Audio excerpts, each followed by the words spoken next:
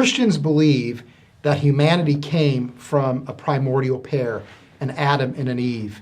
Yet there are some Christians who are now arguing that advances in genetics mean that humanity came from thousands of individuals, not two. But yet they argue that that's not really a big deal, that it's not really important if there was an Adam and Eve, that denying the historicity of Adam and Eve does no harm to the Christian faith. Is that so?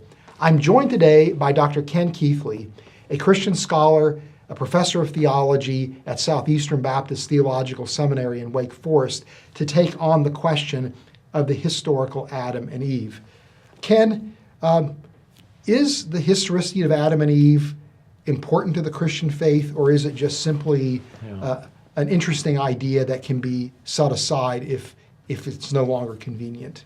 Yeah, I can see why some who are not familiar with the Christian faith would wonder what's all the hubbub about, because they would say, okay, if you believe God created and perhaps He used evolution in order to do it, you have the hominids and along they came. This is not really about the doctrine of creation. And in fact, it may not be about just simply the historicity of Adam and Eve. I think that in many ways, the historicity of Adam and Eve is operating as a shorthand to a whole set of theological issues and questions. Back in the days of the modernist fundamentalist controversies, in the last days of the 19th century, early 20th century, there were great controversies over whether or not one can hold to the Bible as inspired and infallible, and whether or not one could hold to Jesus Christ, and that He truly was the second person of the Trinity, become flesh, become the man Jesus Christ, and did the things that He did.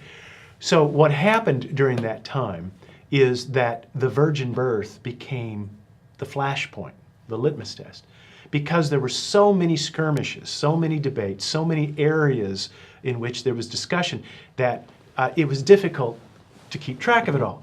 So what happens is that often it all becomes crystallized in one point. So what would happen in the fundamentalist modernist controversy, if you just wanted to cut to the chase and find out where someone was, he'd say, do you believe in the virgin birth of Jesus Christ? If someone said, yes, I believe in the virgin birth of Jesus Christ, it pretty well let you know what they held to about a whole other set of corollaries. Okay, this person holds to a high view of Scripture. He holds to a high Christology. If he holds to the miraculous supernatural virgin birth of Christ, he probably won't have too much trouble with the bodily resurrection. And so all of those things kind of were just summed up in that one thing. I think that the question about the historical Adam is beginning to do the same thing. Mm-hmm. That we're there's a whole set of issues that are at hand here. The nature of inerrancy and fallibility of Scripture. The nature of original sin and the fall. The nature of understanding salvation and the meaning of the atonement. All of these things are kind of summed up on the question of a historical Adam. I'm a theologian, not a scientist. And so the questions about genealogy, genetics, hominids, things of that nature, I leave that to you and your excellent book, Who Was Adam? And I find that book so helpful. I appreciate your candor. I appreciate your scholarship. It's a great work. But I can say, theologically, in fact, I have written, what are the boundaries? And I'm not the only one who's written asking those kind of questions. What are the theological parameters? I may not agree with someone's particular position on the age of the earth or how they arrived at a historical Adam, but I think that it is essential that one has a historical Adam in order to have a historical fall. Why is a historical fall important? As we talked about in previous sessions, that a historical fall is actually one of the most optimistic doctrines that one could ever imagine, because it lets us know that this world was not originally this way, that there has something happened to the human condition such that things are not the way they ought to be. And so if this is not the way it was originally, then there's the possibility of it getting fixed.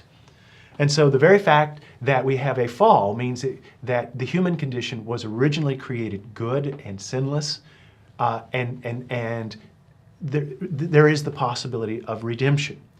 If you don't have a historical Adam, you don't have a historical fall, you have the human condition. This is the way God himself made us. Okay, well, that says something about God. It also says something about our present situation. Well, then that ends up saying something very bad about whatever it is that Jesus accomplished for us. So I think that this is one theological thread that we don't want to pull. That I think that it is essential that we have a doctrine of, I think, as you and I know, you and I know even evolutionary creationists that want to have some type of historical Adam because they realize this historical thread is very important.